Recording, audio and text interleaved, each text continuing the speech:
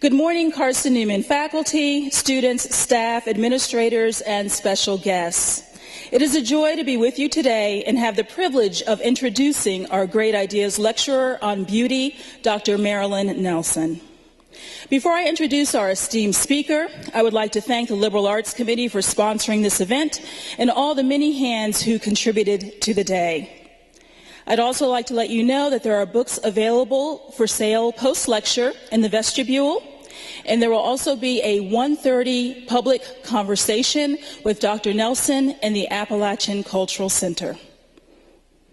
Less than a week ago, it was announced that Marilyn Nelson had won the 2017 Neustadt Prize for Children's Literature. According to Robert Kahn Davis Undiano, the executive director over the prize, Marilyn Nelson is an important author who has used her works to advocate for race relations and women's empowerment. Her engaging lyrical style builds awareness around sensitive issues through human and even humorous storytelling that both children and adults can relate to. Marilyn Nelson is a 3-time finalist for the National Book Award and is one of America's most celebrated poets. She is the author or translator of 17 poetry books for adults and children, 5 chapbooks, and in 2014 she published a memoir named one of NPR's best books of 2014 entitled How I Discovered Poetry. Her honors include 2 National Endowment for the Arts Creative Writing Fellowships, a Fulbright Teaching Fellowship, a fellowship from the J.S. Guggenheim Memorial Foundation, the Newbery Honor, Coretta Scott King Honor, the Pushcart Prize, and the Frost Medal, the Poetry Society of America's most prestigious award for distinguished lifetime achievement in poetry.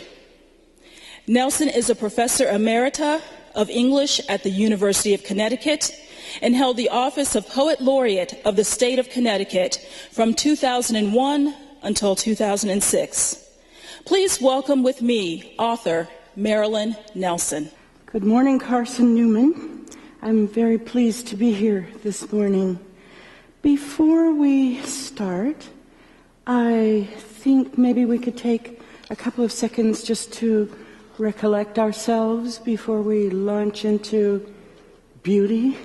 So if you wouldn't mind, if you just close your eyes for a minute, I'd just count 5 breaths. It's be 30 seconds, and then we'll start, okay? So just close your eyes for a minute.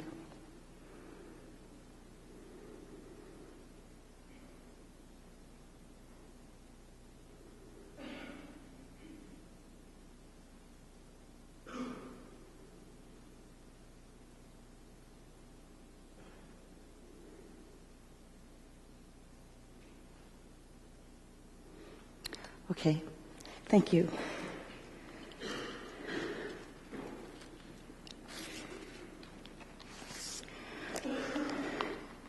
So I've been asked to speak about beauty, the beauty at the heart of literary arts and activism. I've never before been asked to speak on anything so philosophical. My first thought was to wonder whether the beauty at the heart of literary arts is the same beauty that's at the heart of activism. I don't know that I'll arrive at an answer to that question, but my talk will follow my meandering thoughts on this subject. The subject first took me back to Philosophy 101, a course I took the first semester of my freshman year in college. We dealt with a lot of conundrums. Is God a noun or a verb? If a tree falls in the forest and there's no one to hear it, does it make a sound? Is it true that I exist because I think? What does it mean to be? What is beauty? I remember spending some time after class with a few classmates sitting under one of the beautiful trees on the quad, chewing over the question of why if every culture and every individual knows the concept of beauty, there are such vast differences between our definitions of the beautiful and between our standards of beauty. Why might one person consider a gold-plated toilet beautiful, while another one would consider it the nadir of bad taste? I'm sure every English major is when confronted by the abstract term beauty, goes first to Keats' poem, Ode on a Grecian Urn, in which he is looking at the scenes depicted on the sides of an ancient urn, and the art itself on the urn says to him that beauty is truth, truth, beauty. That is all ye know on earth and all ye need to know. Even if you've never read this poem, I know you've heard truth is beauty, beauty is truth. Everybody knows that. This poem seems to argue that beauty is art, which captures a fleeting mortal moment and transforms it into eternal truth. And again, English majors might go to Wallace Stevens' poem, Sunday Morning, which argues that death is the mother of beauty. This poem argues that our own impermanence and the impermanence of the world around us makes us savor the moment and drives our will to capture it in something beautiful. If we were not aware of our ephemerality, if we believed we had all the time in the world to treasure and do everything, would we appreciate the moment? Would we strive to create beauty? Another poem on this subject is by Emily Dickinson, a poem which I would like to read. Here's Emily Dickinson. I died for beauty, but was scarce adjusted in the tomb when one who died for truth was lain in an adjoining room. He questioned softly why I failed. For beauty, I replied, and I for truth. The two are one. We brethren are, he said. And so, as kinsmen met a night, we talked between the rooms until the moss had reached our lips and covered up our names. I don't know if it's possible to read this Emily Dickinson poem without asking yourself, what kind of beauty would you die for? What kind of truth would you die for? Surely this poem suggests that dying for truth and beauty means more than dying for self-preservation. Maybe it means to die for others. This week, about a week ago, there was a news story about a woman, a 66-year-old woman, Carol Leviner, a school crossing guard on Long Island. She was on the side of the road when she was hit by a 14-wheeler truck as it was making a right turn. She had worked as a school crossing guard for 28 years. She was a mother of 3 with 7 grandchildren. She was also a lung cancer survivor. Witnesses told NBC News that she ran into the street with a stop sign and signaled for the truck to stop, but its driver either didn't see it or ignored it. Witnesses said a child was crossing the street and didn't see the truck. Mrs. Leviner pushed the child to safety before she was hit herself. Would this be what it might mean to die for beauty? In Neshoba County, Mississippi, on the night of June 21st, 1964, 3 civil rights workers, James Chaney of Meridian, Mississippi, who was black, and Andrew Goodman and Michael Schwerner, who were both white from New York City, disappeared. They had been working with the Freedom Summer campaign, attempting to register African Americans in the southern states to vote. The 3 men had been arrested following a traffic stop and released shortly thereafter. But as they left town in their car, they were followed by law enforcement and others. Before leaving Neshoba County, their car was pulled over and all 3 were abducted, shot at close range, then transported to an earthen dam where they were buried. Their bodies were discovered 44 days later. Members of the local white Knights of the Ku Klux Klan, the Neshoba County Sheriff's Office, and the Philadelphia, Mississippi Police Department were involved in this incident. Might we say that Chaney, Goodman, and Schwerner died for truth? I'd like to read part of another poem. I'll only read a part of it. It's a poem by the great German poet Rainer Maria Rilke. The poem is called Archaic Torso of Apollo. I'm going to read the first sentence and the end of the poem. It describes someone in a museum looking at an ancient Greek sculpture of Apollo.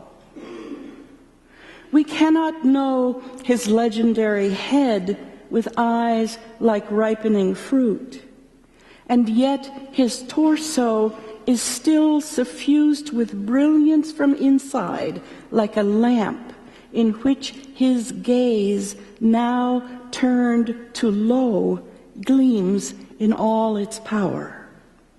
I'm going to skip the middle of the poem, which is a further description of the statue, because the important part of the poem is this ending. For here there is no place that does not see you. You must change your life. What Rilke is telling us is that when we look at great art, when we look at beauty, it is also seeing us. It is seeing us as we see it. And what it tells us is that we have to change our lives to match the beauty that is coming toward us. Again, the important part of this poem is the last line, I think. Changing one's life for beauty. Changing one's life leads me to consider the second phase of my assignment this morning, the beauty of activism. Here is the overlap of the aesthetic and the ethical. Because I was an English major, I hung out with a philosophical crowd. I was in college between 1964 and 1968. I'm ancient. A period of national tumult and student activism. One of the first poems I wrote in college was written for Angela Davis, who was at that time a brilliant and beautiful young celebrity of the new Black Power movement.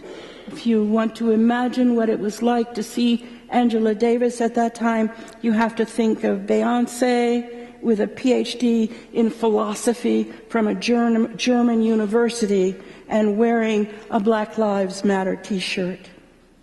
My poem for Angela Davis began with the line, "Sister, I proclaim a politics of beauty." I don't remember anything else about the poem, but I remember struggling to think of what a politics of beauty might be. And I was enamored with Angela Davis at that time because she was physically beautiful, but also because she was philosophically beautiful in her standing for justice. I found online recently a conversation between two writers, the Nigerian novelist Chinua Achebe, whom you may be familiar with. His big novel is called Things Fall Apart. Between Achebe and James Baldwin, whom you may be familiar with. His big novel is Go Tell It on the Mountain, and he was also a prose nonfiction writer whose, I guess his most famous book is Nobody Knows My Name. So this was a conversation between an African writer and an African American writer, two great literary artists. Achebe, speaking of the art of his own people, the Igbo tribe of Nigeria, said, "Our art is based on morality. In our aesthetic, you cannot run away from morality. Morality is basic to the nature of art." Baldwin responded by saying, "When Chinua talks about aesthetic, beneath that word sleeps the word morality. And beneath that word, we are confronted with the way we treat each other. That is the key to any morality, the way we treat each other." In other words, like Rilke, Achebe and Baldwin believe in a kind of beauty which can lead us to change our lives, to improve the way we treat others. Isn't that a beautiful thought? But how does this connect to activism? I'm going to make a slight detour to a great Greek tragedy by Euripides. The play is called Hecuba. I was asked about 20 years ago to do a new translation of this play. And I'm going to read just a couple of sentences from the play. In this play, Hecuba, who was the queen of Troy, is with all of the Trojan women captured by the Greek army who have won the war against Troy. They have defeated Troy. And they are planning to take all of the Trojan women to their country, to Greece. And they're waiting for the winds to change so they can sail to Greece. So all of the Trojan women are standing on the brink of slavery. And Hecuba's daughter, who was a princess, her name was Polyxena, she decides that she would rather die than go with this army. And she says, "Let me die with dignity, not live a life of shame. The weight of a life without beauty would surely break me. I'll die before I'll be a slave." Perhaps an activist aesthetic holding that beauty is ethical would argue that art and artists should strive to achieve a real-world justice which makes sure that no one lives a life without beauty. Rilke says beauty tells us you must change your life. It also tells us we must change the world. Beauty gives us the awareness that the vast and wonderful is looking back at us and asking what we have done, what we are doing to deserve all the beauty that is streaming toward us like the warmth of the sun and the steadfast pulsing light of the stars. I believe beauty can teach us empathy, and of course, empathy calls us to activism. I would like to close by reading a poem I wrote about the lynching in 1954 of 14-year-old Emmett Till. A publisher asked me to write a poem about lynching for children. I thought the best way to approach the task was not simply to describe the horrific event, but instead to put it in a poem that was technically beautiful. So I wrote a poem that is a very intricate form. It's a heroic crown of Petrarchan sonnets. I think you will probably hear the format as I read, but just in case, I'll point out the fact that this is a sequence of 15 sonnets with a very tight rhyme scheme, and in which the last line of each sonnet becomes, with slight modifications, the first line of the following sonnet, and in which the first line of the first one becomes the last line of the last. And in addition, the last sonnet here is an acrostic, which you can't hear, so I have to tell you. In the last poem, the first letters read vertically spell out R.I.P. Emmett L. Till.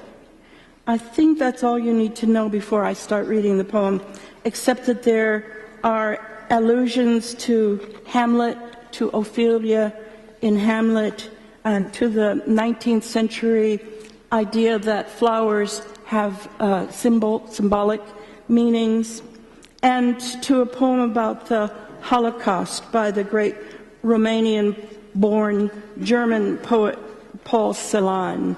Celan, the reference to Celan's poem is a woman named Shulamith, which is a Hebrew name, and Celan says that her hair is ash because she's burned in a crematorium.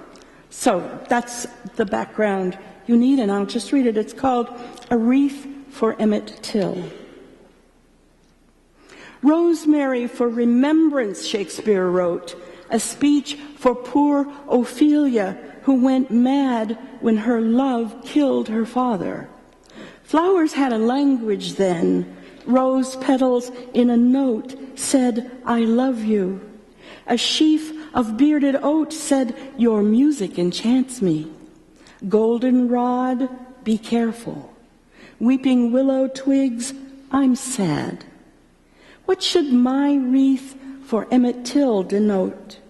First, heliotrope for justice shall be done.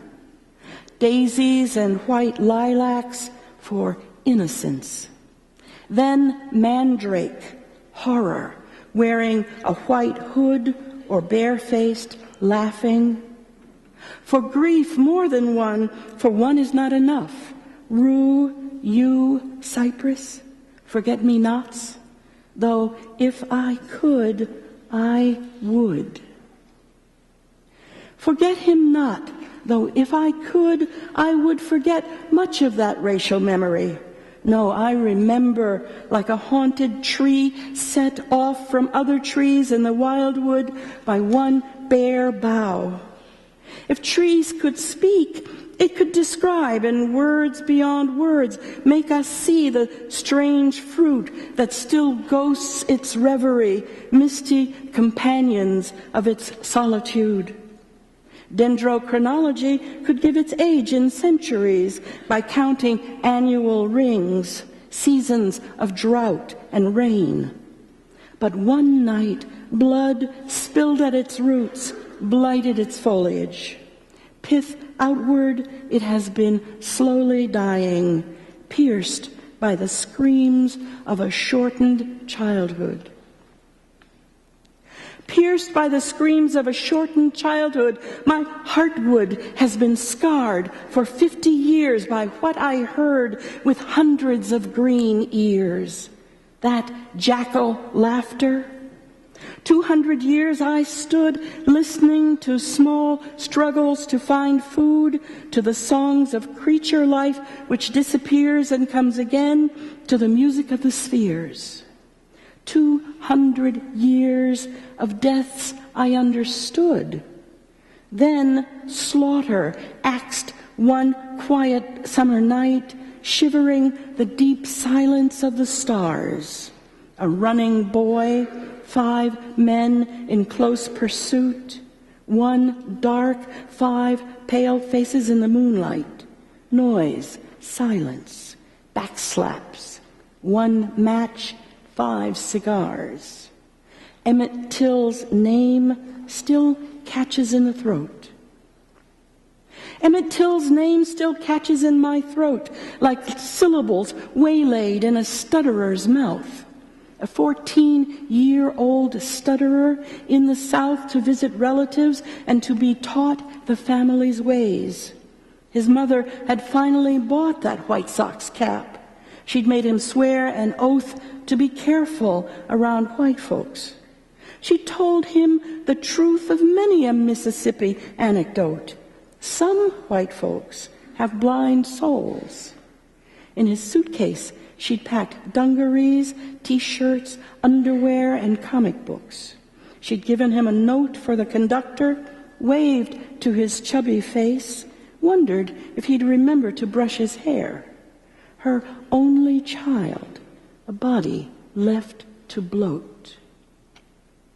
Your only child, a body thrown to bloat, mother of sorrows, of justice denied. Surely you must have thought of suicide, seeing his gray flesh, chains around his throat.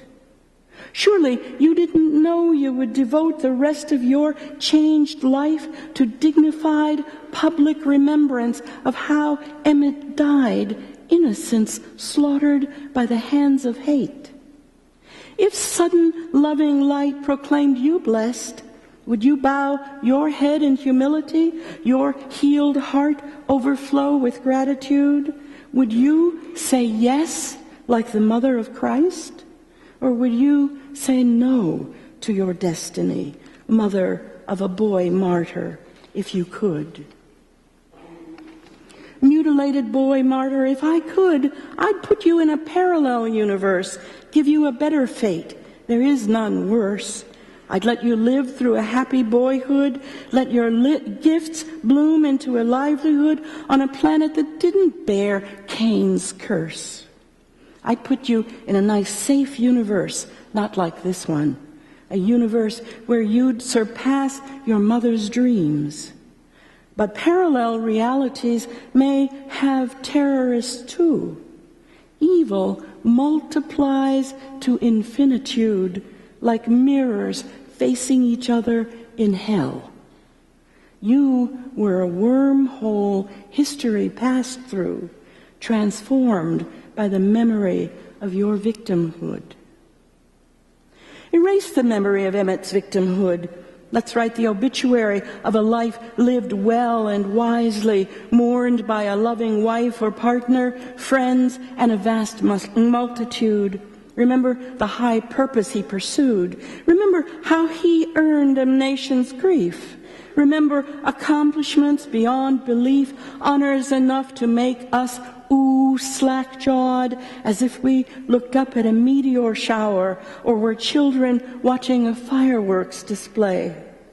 Let America remember what he taught, or at least let him die in a World Trade Tower, rescuing others that unforgettable day, that memory of monsters, that bleak thought. The memory of monsters, that bleak thought, should be confined to a horror movie world, a horror classic, in which a blind girl hears one by one the windows broken out and acts at the front door. In the onslaught of terror, as a hate hate-filled body hurls itself against her door. Her senses swirl around one prayer. Please, God, forget me not. The body snatchers jiggle the doorknob. Werewolves and vampires slobber after blood. The circus of nightmares is here. She screams. He screams. Neighbors with names he knows. A mob heartless and heedless, answering to no God, tears through the patchwork drapery of our dreams.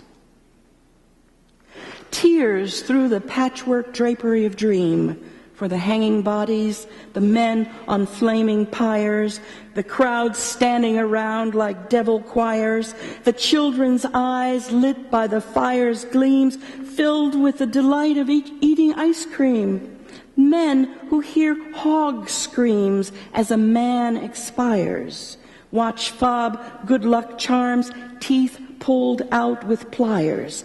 Sinners, I can't believe Christ's death redeems. Your ash hair, Shulamith. Emmett, your eye. Machetes, piles of shoes, bulldozed mass graves, the broken towers, the air filled with last breaths, the blasphemies pronounced to justify the profane, obscene theft of human lives. Let me gather spring flowers for a wreath. Let me gather spring flowers for a wreath, not lilacs from the dooryard, but wildflowers I'd search for in the greening woods for hours of solitude, meditating on death. Let me wander through pathless woods beneath the choirs of small birds trumpeting their powers at the intruder trampling through their bowers, disturbing their peace. I cling to the faith that innocence lives on, that a blind soul can see again, that miracles do exist. In my house, there is still something called grace, which melts ice shards of hate and makes hearts whole. I bear armloads of flowers home to twist into a circle, trillium, Queen Anne's lace. Trillium apple blossoms, Queen Anne's lace, woven with oak twigs for sincerity. Thousands of oak trees around this country groaned with the weight of men slain for their race, their murderers acquitted in almost every case. One night, 5 black men died on the same tree with toeless feet in this land of the free. This country we love has a Janus face. One mouth speaks with forked tongue, the other reads the Constitution. My country, 'tis of both thy nightmare history and thy grand dream. Thy centuries of good and evil deeds I sing, thy fruited plain, thy undergrowth of mandrake, which flowers white as moonbeams. Indian pipe, bloodroot, white as moonbeams their flowers. Picked, one blackens and one bleeds a thick red sap. Indian pipe, a weed that thrives on rot, is held in disesteem, though it does have its use in nature's scheme, unlike the rose. The bloodroot poppy needs no explanation here. Its red sap pleads the case for its inclusion in the theme of a wreath for the memory of Emmett Till. Though the white poppy means forgetfulness, who could forget when red sap on a wreath recalls the brown boy 5 white monsters killed? Forgetting would call for consciencelessness, like the full moon which smiled calmly on his death. like the full moon which smiled calmly on his death, like the stars which fluttered their quicksilver wings, like the unbroken song creation sings while humankind tramples the grapes of wrath. Like wildflowers growing beside the path, a boy was dragged along, blood spattering their white petals as he, abandoning all hope, gasped his agonizing last breath. Like a nation sending its children off to fight our faceless enemy, immortal fear, the most feared enemy of the human race. Like a plague of not knowing wrong from right, like the consciencelessness of the atmosphere, like a gouged eye watching boots kick a face. Like his gouged eye which watched boots kick his face, we must bear witness to atrocity. But we are whole. We can speak what we see. People may disappear, leaving no trace unless we stand before the populace, orators denouncing the slavery to fear. For the lynchers feared the lynchee, what he might do, being of another race, a great unknown. They feared because they saw their own inner shadows, their vicious dreams, the farthest horizons of their own thought, their jungles immune to the rule of law. We can speak now or bear unforgettable shame. Rosemary for remembrance, Shakespeare wrote. Rosemary for remembrance, Shakespeare wrote. If I could forget, believe me, I would. Pierced by the screams of a shortened childhood, Emmett Till's name still catches in my throat. Mamie's one child, a body thrown to bloat, mutilated boy martyr. If I could erase the memory of Emmett's victimhood, the memory of monsters, that bleak thought tears through the patchwork drapery of dreams. Let me gather spring flowers for a wreath, trillium, apple blossoms, Queen Anne's lace, Indian pipe, bloodroot, white as moonbeams, like the full moon which smiled calmly on his death, like his gouged eye which watched boots kick his face.